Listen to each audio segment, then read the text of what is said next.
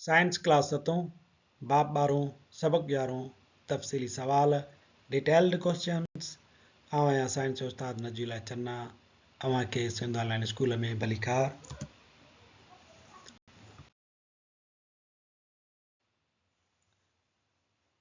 असांजे अॼोके लेक्चर जो मौज़ू आहे तफ़सीली सवाल डिटेल्ड क्वेश्चंस।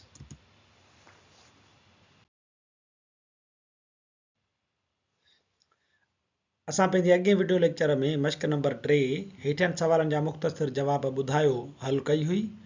हाणे असीं पंहिंजे हिन वीडियो लेक्चर में बाब 12 जो मश्क नंबर 4 आहे हेठियनि सवालनि जी तफ़सील सां वज़ाहत कयो। ही हिन वीडियो लेक्चर जो आख़िरी मौज़ू आहे ऐं बाब 12 7 जी साइंस जो आख़िरी बाब आहे, उन जो ही आख़िरी मौज़ू आहे। हिते असांजो चैप्टर 12 बि पूरो थींदो ऐं असांजो हिते साइंस जो किताब बि पूरो थींदो। 7 जी साइंस असां अॼु हिन लेक्चर सां गॾु मुकमल कंदासीं।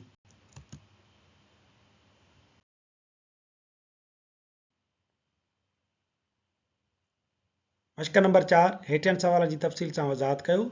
इन में ही असांजा 4 सवाल ॾिनल आहिनि। हिकिड़े हिकिड़े सवाल खे असां डिटेल सां जवाब ॾींदा हलंदासीं।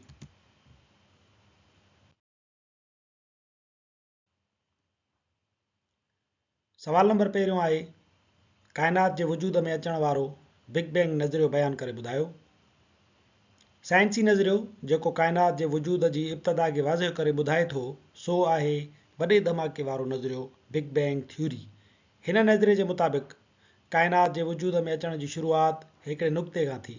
हीउ नुक़्तो एतिरो त गरम ऐं गुतियल या घाटो हुयो जेको ख़्याल में बि नथो अची सघे ऐं पोइ उहो पंहिंजी जिसामत या साइज़ में वधणु लॻो। वक़्तु खिला ऐं समूरे क़िस्म जो मादो हिकु वॾे धमाके थियण जे करे वजूद में अची विया। हीउ अमल हिकिड़े सेकंड जे बि कंहिं इंतिहाई नंढड़े हिसे जेतिरे वक़्त में थियो ऐं काइनात वजूद में अची वई।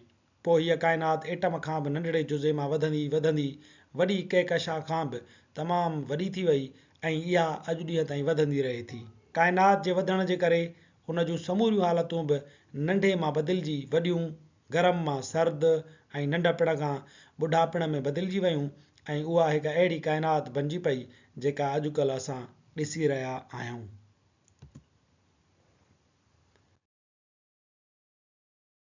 सवाल नंबर 2 आहे घटि मादे वारनि तारनि जी ज़िंदगीअ जे फेरे जा मुख़्तलिफ़ मरहला बयानु करे ॿुधायो। ही घटि मादे वारनि तारनि जो जेको फेरो थींदो आहे उहो हिन पासे न ॾिनल आहे जेको असां पंहिंजे अॻु वीडियो लेक्चर में बयानु करे आया आहियूं। इन जो जवाबु तफ़सीली जवाबु ही आहे सितारे जी उमिरि जो दारोमदार उन जे मादे ते हूंदो आहे। मादो वधीक त उमिरि ओतिरी घटि। निब्यूला जे अंदरि मौजूदु हाइड्रोजन गैस कशिश सबबु घाटी थी फिरणु लॻंदी आहे ऐं प्रोटो स्टार पैदा थींदो आहे। ही निब्यूला आहे, इन जे अंदरि हाइड्रोजन गैस जेका आहे उहा जेॾी महिल जो घाटी थींदी आहे त कशिश सबबु उहा पाण में गॾु थींदी आहे, डेंसर थींदी वेंदी आहे ऐं पोइ वरी रोटेट करणु लॻंदी आहे। उन खां बाद प्रोटो स्टार पैदा थींदो आहे। गर्मी जो दर्जो तक़रीबन 1.5 करोड़ डिग्री सेंटीग्रेडनि ते पहुचंदो आहे त न्यूक्लियर फ्यूजन रद अमल शुरू थींदो आहे। तारो नंढो थींदो ऐं वधीक रोशन थींदो आहे। इतां मेन सीक्वेंस वारो मरहलो शुरू थिए थो। ही मेन सीक्वेंस वारो मरहलो आहे जेको तव्हांजो रेड जायंट ताईं वञे थो। रेड जायंट शुरू थींदो या ॼमंदो त हिते मेन सीक्वेंस वारो जेको मरहलो आहे उहो पूरो थींदो आहे।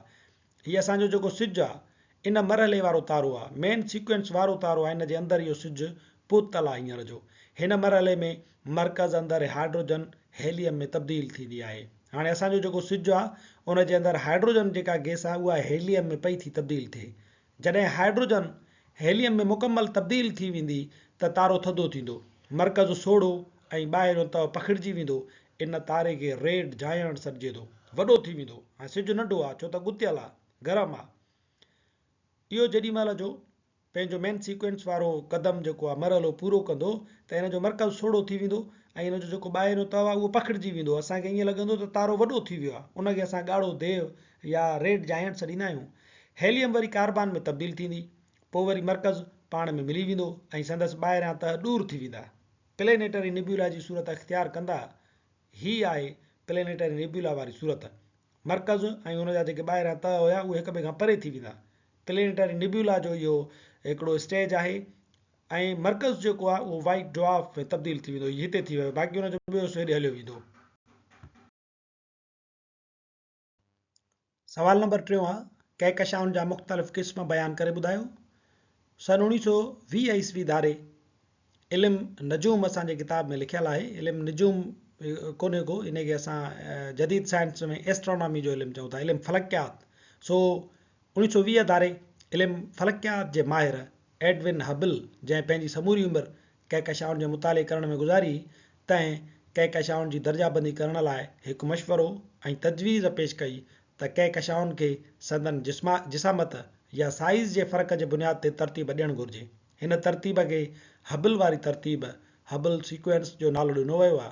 हिन तरतीब जे मुताबिक़ कहकशाउनि खे उन्हनि जी शिकिल अपीयरेंस जे बुनियाद ते स्प्रिंग जहिड़ियूं स्पाइरल, बेज़वी, एलिप्टिकल ऐं लेंटिक्यूलर या लेंस जहिड़ियूं लेंटिक्यूलर ऐं बेडोल इरेग्यूलर कहकशाउनि में विराए सघिजे थो। कहकशाउनि जी संदन शिकिल जे बुनियाद ते दर्जाबंदी करण खां अलावा ॿियनि ॻाल्हियुनि ऐं पहलुअनि जे बुनियाद ते बि तरतीब ॾेई सघिजे थो। मिसाल तौरु तारा फाड़ कहकशाऊं, स्टार बर्स्ट गैलेक्सीज़, ज़िम थींदड़ कहकशाऊं, मर्जिंग गैलेक्सीज़, फाल कहकशाऊं, एक्टिव गैलेक्सीज़, रेडियो कहकशाऊं, रेडियो गैलेक्सीज़ ऐं के ॿियूं बि केतिरियूं ई आहिनि।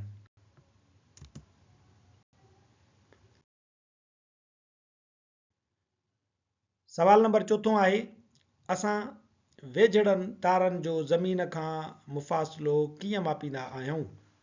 छा अव्हां कॾहिं हलंदड़ कार मां शयुनि जी हरकत नोट कई आहे? वेझो वारियूं शयूं परे वारनि शयुनि जी भेट में तेज़ हरकत कंदियूं आहिनि।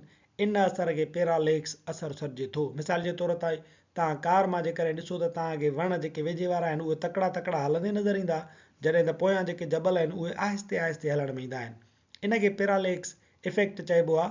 वेझे वारियूं शयूं तेज़ हलणु लॻनि ऐं परे वारियूं शयूं आहिस्ते हलंदे नज़र अचनि। ज़मीन तां जेकी तारा तेज़ हलंदे नज़र ईंदा आहिनि उहे आहिस्ते हलंदड़ तारनि खां वधीक वेझो हूंदा आहिनि। पैरालेक्स इफेक्ट वारी टेक्निक इस्तेमालु कंदे फलकियात जा माहिर तारनि जो मुफ़ासिलो मापींदा आहिनि।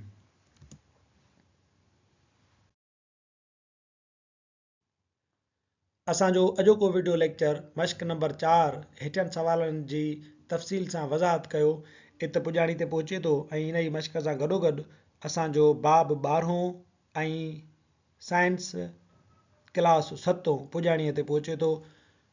वधीक वीडियोज़ ऐं वधीक साइंस जा मुख़्तलिफ़ क्लासनि जा वीडियोज़ ॾिसण जे लाइ सिंध ऑनलाइन स्कूल खे सब्सक्राइब कयो ऐं पंहिंजनि साथियुनि सां वंडींदा रहो।